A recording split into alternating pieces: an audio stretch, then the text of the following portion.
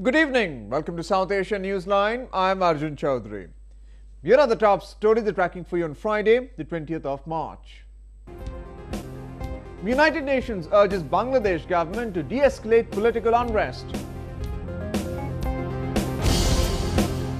Karachi gangster claims of committing murders at behest of former President Zardari. And it's a mix of innovation and style as young designers rule at the Mumbai Fashion Week.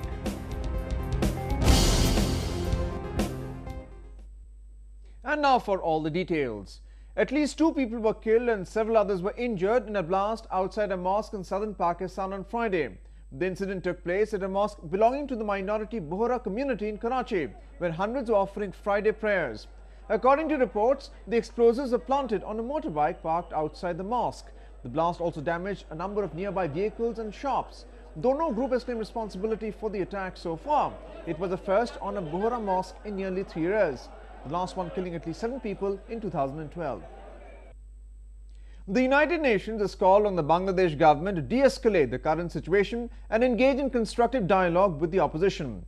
Washington has also expressed concern over the lingering political crisis in the country. UN Secretary General Ban Ki-moon has urged Bangladesh to find a tangible way to end the ongoing spate of opposition-led unrest in the country. Moon met Bangladesh Foreign Minister A.H. Mahmood Ali on the sidelines of a White House summit on countering violent extremism in Washington. The Secretary General encouraged the government of Bangladesh to seek concrete ways to de-escalate the situation and to engage constructively the opposition for the long-term stability and development of the country, a UN statement issued later said. U.S. Secretary of State John Kerry at the summit also appealed to the Bangladesh Opposition Alliance to cease violence, stressing on the need for all sides to engage in dialogue. The UN release came a day after Bangladesh Prime Minister Sheikh Hasina demanded people to stand united against religious extremism unleashed by the Bangladesh Nationalist Party and its main ally, the Jamaat-e-Islami. She also accused BNP chief and former Prime Minister Khaleda Zia of instigating violence in the name of shutdown. Bangladesh continues to remain in the grip of BNP's indefinite nationwide shutdown and instability, which has so far claimed over 200 lives. Despite the appeal from various groups and the international community, Zia has refused of calling off the strike until the government announces fresh elections in Bangladesh. The UN has also shown apprehension over the increasing number and pace of executions in Pakistan, calling for immediate reinstatement of the moratorium on the death penalty. UN Secretary General Ban Ki-moon on Thursday stated that the right to life was a fundamental human right and there was no place for death penalty in current times. The world body called for an end to executions of those convicted when they were minors. The UN High Commissioner for Human Rights Zaid Ra'ad Al Hussein also expressed deep regret at the resumption of executions in the country. At least 20 death row prisoners have been hanged in Pakistan this week alone, taking the number of total executions to 45 so far. At least 5 people were killed and 9 others were injured when a group of militants attacked a police station in India's northern Jammu and Kashmir on Friday, snapping a 3-month lull in terror strikes in the region. The attack took place early on Friday in Rajbagh police station of Katwa district, some 9 miles from the Indo-Pakistan border. Militants dressed in army uniforms and armed with automatic weapons and grenades stormed the police camp, opening indiscriminate firing, killing 3 security personnel and wounding several others. 2 attackers were also gunned down in the encounter that lasted for a few hours. सुबह से यहाँ पे उग्रवादी हमला हुआ है और ये सुबह 6:15 बजे से अंदर घुसे हुए हैं। 3 आदमियों को उन्होंने शहीद कर दिया है और अभी एक नौजवान जो है पुलिस का शहीद हुआ है, पुलिस उसको लेकर जा रही है। The area around the police station has been cordoned off and security forces are conducting searches. High alert has also been declared at army camps and army schools in Jammu. Those injured are being treated at various hospitals around the region. हम जहाँ पहुँच गए police post पे उधर तो उस time वो नीचे 2 लोग खड़े थे, वो वर्दी पे थे, इसलिए हमने सर मतलब धोखा खाया कि हमें लगा कि हमारे आदमी हो सकते हैं, इसलिए हमने फायर नहीं खोला और हम किसी को पूछ रहे थे कि अपने आदमी गए क्या, तब तक उन्होंने हमारे ऊपर फायर किया। हमारे पास मौका था लेकिन सर वो वर्दी पे थे इसलिए नहीं कर। Interior Minister Rajnath Singh, while making a statement in the parliament, condemned the terrorist attack and lauded the bravery of security forces for gunning down 2 militants. Friday's attack is the 3rd in Katwa district in the last 1.5 years and comes 3 months after a militant strike at an army camp in Uri, also near the border with Pakistan. It also happened a fortnight after India sent its Foreign Secretary S. Jaishankar to Islamabad to hold talks with his Pakistani counterpart, aiming to revive the stalled peace talks between the two neighbours. An Afghan woman was burned to death in capital Kabul on Thursday for alleged blasphemy. She was accused of desecrating the Quran. An angry mob lynched and later burned the body of a 27-year-old woman after news spread of her burning pages from the Quran. The body was later thrown into a river. The incident took place near a mosque in the heart of Afghan capital, Kabul. The family of the woman has, however, said that she was suffering from mental illness and she might have done it immaturely. Desecrating the Quran is considered an act of blasphemy among Muslims and often carries death penalty in Islamic countries. But in many instances, those accused of committing blasphemy are either beaten up or killed by frenzied mob, mostly led by radical religious preachers. Thursday's incident was the first major act of mob justice in Afghanistan ever since the fall of Taliban regime in 2001.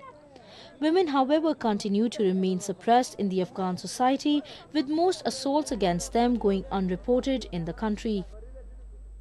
A Karachi gang leader has revealed his links to the Pakistan People's Party. This comes a day after another death row convict had claimed of undertaking killings at the orders of Muttahida Qawami movement. Karachi is regarded as one of the most dangerous cities in the world, with politically backed gang wars and targeted killings. Karachi gang leader Uzair Baloch, who is currently detained in UAE, has reportedly told investigators about his affiliations with the PPP.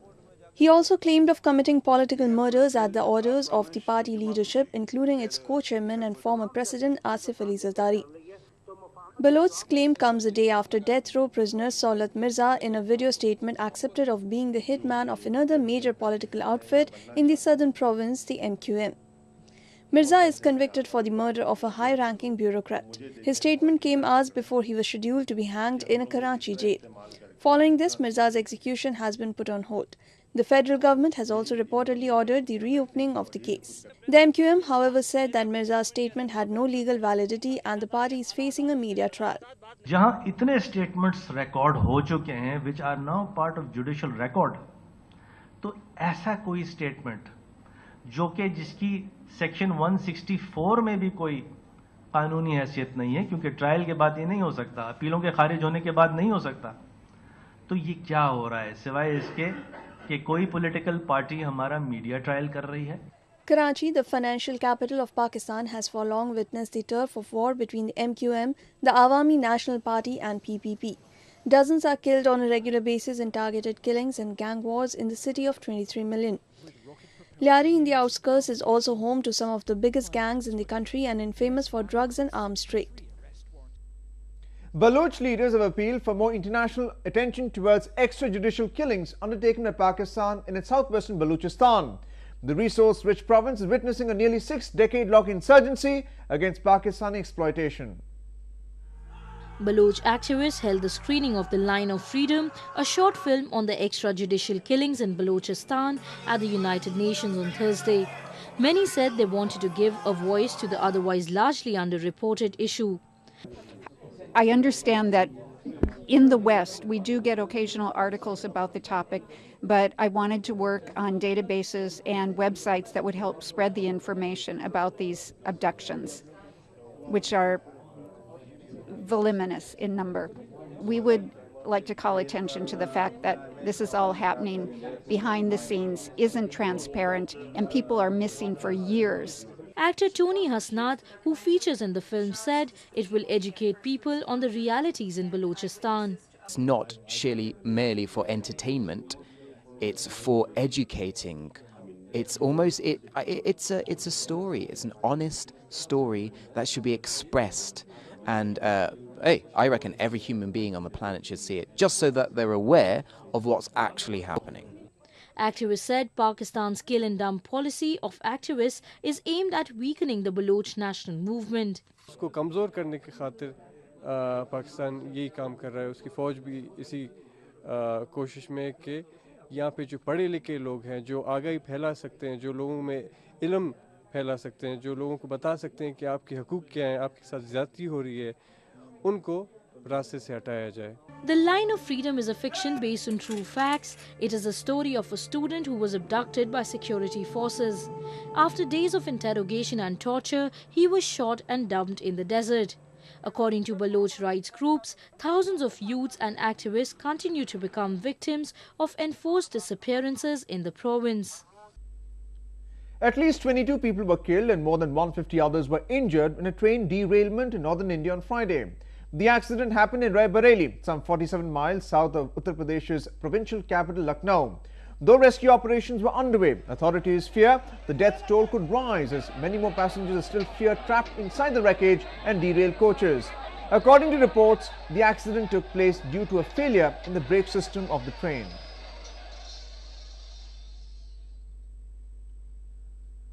It was a riot out of the box themes as young designers lined up to present their latest summer collections at one of the premier fashion do's in India. Take a look at what all unfolded. A mix of creativity, style and innovations ruled the ramp at the Lakme Fashion Week Summer Resort 2015 as designers showcased a flamboyant layout of cuts, setting the ball rolling for upcoming season. One of the country's most popular sartorial fiestas in western Mumbai saw young designers making it a grandiose fashion event. Alan Alexander Calicul's clothes remained a blend of sheer solids to cotton mixes and crop tops. Ankit Carpenter's garments focused on timeless clean construction and silhouettes and exuded elegance and comfort with a wild streak. Archana Rao's collection, named Unveiling the Apartment Today, was all about drapes, lace-cut work and understated femininity. Bollywood actor Aditi Rao Hydari added glamour on the runway, donning a crimson gown and French makeover. Lots of lace and pretty delicate things that are associated with the whole French vintage vibe. It's very charming, it's very pretty, and that's something I really go for in any case with my clothes. So I was really happy that Archana called me for this collection. Taking cue from the stillness of night, Kanika Goyal used mixed textures of glass nylon, polyester satin, denim and lycra in shades of white and beige. Manish Bansal's menswear range was inspired by the suit of cards and had a garb of corporate head honchos. His designs gave suits a new dimension, blending past and present fashion statements. Inspired from mythical utopia, Priyanka Lama presented ensembles that created aesthetics via constrained imperfections. Draped zen like kimonos and kaftans ruled the ramp. Salita Nanda's garments were encouraged by Pablo Picasso's paintings. The young collection had digital prints creatively used African undertones, with off-white remaining the base of entire line. Actor Sagarika Ghatke added glitter to the collection of Pallavi Singhi, which combined elegance and fresh pop elements, making it an urban line. Bollywood sirens Shraddha Kapoor and Ellie Aviram also upped the glamour quotient at several side events of the 5-day extravaganza.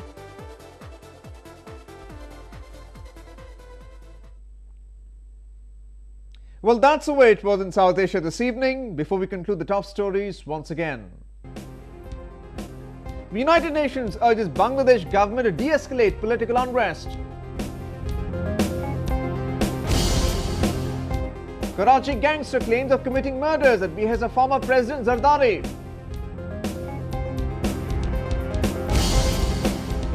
And it's a mix of innovation and style as young designers rule at Mumbai Fashion Week.